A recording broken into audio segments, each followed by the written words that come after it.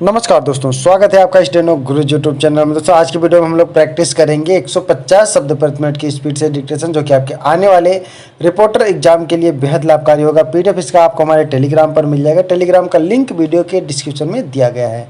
अगर आप हमारे लिंक से नहीं जुड़ पा रहे हैं तो गूगल प्ले स्टोर से टेलीग्राम इंस्टॉल करके उसमें स्टेनो गुरुजी सर्च करेंगे तो भी आप हमारे लिंक से जुड़ पाएंगे और वहाँ पर सभी आउटलाइन और पीडीएफ बिल्कुल फ्री में डाउनलोड कर पाएंगे। वीडियो पसंद आए तो वीडियो को लाइक कर देना और चैनल पर पहली बार आए तो सब्सक्राइब करके नोटिफिकेशन बेल ऑन रखना, जिससे हमारी आने वाली इंपॉर्टेंट वीडियो आपसे मिस ना हो।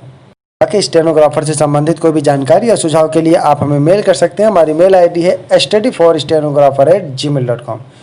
तो ज़्यादा समय न लेते हुए चलिए शुरू करते हैं। डेली डिक्टेशन के लिए आप चाहें तो हमारे चैनल का मेंबरशिप ले सकते हैं या हमारे पेड ग्रुप को ज्वाइन कर सकते हैं। Ready 5 second start. किसी देश की आर्थिक, सामाजिक और राजनीतिक स्थिति का अध्ययन करने के लिए सबसे पहले यह जानना आवश्यक है कि उस देश की वार्षिक क्षमता किस प्रकार की है। किसी भी राष्ट्र के हित में अधिक संबंधों का बहुत महत्वपूर्ण स्थान है। आर्थिक दृष्टि से संपन्न राष्ट्रों की ओर यदि हम दृष्टिपात करें तो मालूम पड़ेगा कि आर्थिक समता का सिद्धांत उन राष्ट्रों ने किस प्रकार से अपनाया है।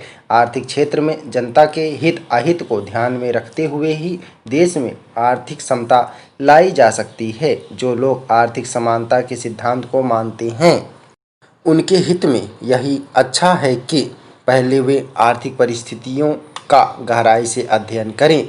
अभी तक संसार में आर्थिक क्रांतियां सिर्फ उन लोगों के माध्यम से नहीं हुई हैं जिनके हाथ में आर्थिक सत्ता रही है, बल्कि आर्थिक सत्ता जिनके हाथ में नहीं रही है उन्होंने ही आर्थिक और सामाजिक क्रांति लाने में बहुत महत्वपूर्ण योग दिया। हम यह भी मानते हैं कि आर्थिक प्रगति के लिए दूसरे देशों से आर्थिक सहायता लेना आवश्यक हो सकता है, लेकिन यह सिद्धांत सब देशों पर लागू नहीं होता है। आमतौर पर आज विश्व के अनेक राष्ट्रों द्वारा जनहित को दृष्टि में रखकर आर्थिक शोषण को समाप्त करने की बात कही जाती है और अनेक देशों में आर्थिक अपराधों के लिए कठोर आर्थिक दंड की व्यवस्था भी की गई है। हो सकता है कि इस प्रकार की व्यवस्था करना आर्थिक विकास की दृष्टि से आवश्यक हो, लेकिन फिर भी यह जनहित में आवश्यक है कि आर्थिक विषमता को दूर करने का प्रयास किया जाए। यह जनहित में नहीं होगा कि कुछ लोगों के हाथ में आर्थिक सत्ता केंद्रित रहे। इसलिए जिनके हित में आर्थिक नीतियां बनाई जाए उनका भी विशेष रूप से उनमें स्थान रखा जाए। हमारे देश की यही परंपरा रही है और जनहित को दृष्टि में रखकर ही आर्थिक नीतियां बनाई गई हैं। यदि हम अपनी पंचवर्षीय योजनाओं की ओर दृष्टिपात करें तो हमें पता चलेगा कि जनहित को ध्यान में रखते हुए ही उनका निर्माण किया गया। उनके द्वारा ही आर्थिक प्रगति हम कर सके हैं और आज देश में लोगों की आर्थिक स्थिति पहले की अपेक्षा अच्छी है।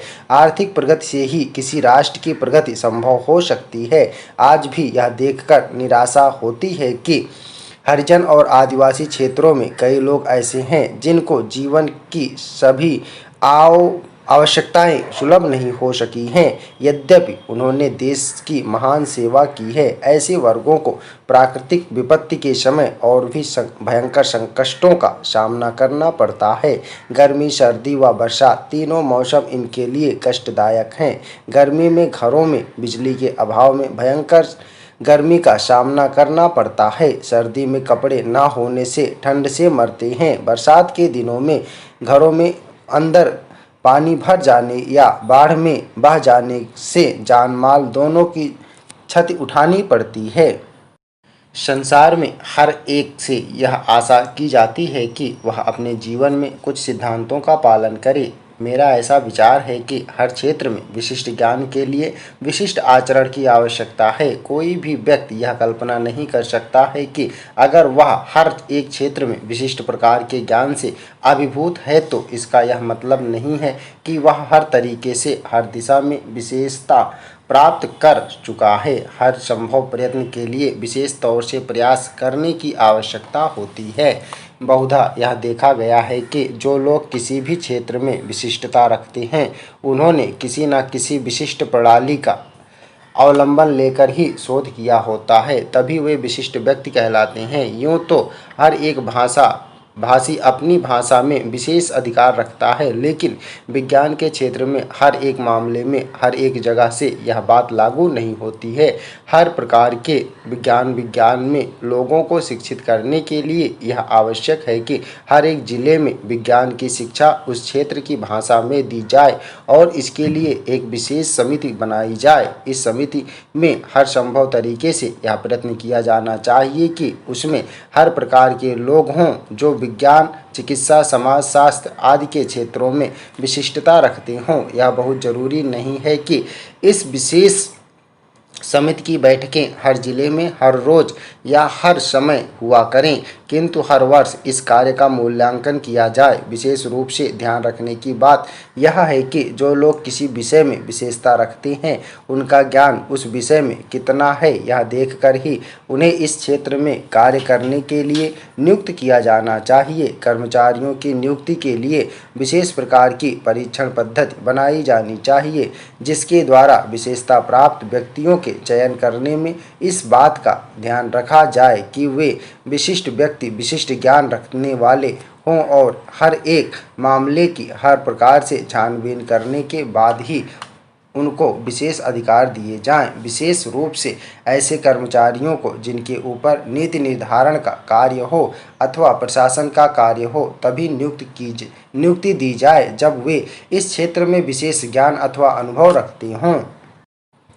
निगम में कर्मचारियों संबंधी आवश्यकताओं का हर 3 महीने बाद पुनः परीक्षण किया जाना चाहिए और यह ध्यान रखा जाना चाहिए कि न्यूनतम कर्मचारी रखे जाएं, किंतु इसका अर्थ यह नहीं है कि ऐसे क्षेत्रों में जहां पर आपातकालीन स्थिति आ सकती है वहां पर भी न्यूनतम कर्मचारी रहें।